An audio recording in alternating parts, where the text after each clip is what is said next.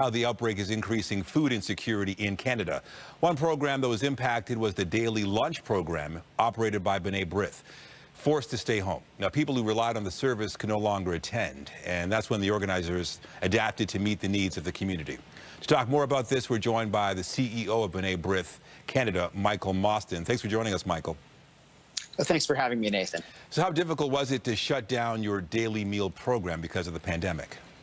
It was hard, especially because calling to some of these seniors, we immediately recognized that some of them just weren't getting a proper meal. That's why they had come to us. This was a program that was really focused on many Holocaust survivors and social shut-ins. And when we saw that happening, and we saw that there was a local kosher food bank, which also was no longer able to operate, we realized that we had to do something, and we began mobilizing volunteers and delivering boxes on a daily basis, focusing really on the most vulnerable seniors, Holocaust survivors, and immunocompromised in our community, not just that can't leave the house or are being triggered because of past trauma and are afraid of leaving their home, quite legitimately because of COVID-19, but also just can't afford these meals.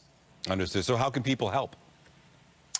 So there's a few ways. One is we're so gracious for our volunteers. In fact, the volunteers that are delivering this food to sometimes out-of-the-way places within the Greater Toronto Area are actually making personal connections with the seniors and with these survivors. And sometimes these are the only social moments that they have in their week currently during COVID-19. And the other way is donations. We have not been, unfortunately, receiving any direct monies from the federal government, being a smaller grassroots organization. And contributions are always welcome at bnaibrith.ca/COVID-19.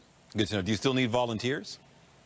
We never turn away volunteers. There's always lots of volunteers opportunities at B'nai B'rith. So both volunteers and donations would be greatly appreciated from the public. Excellent. What are your targets and goals?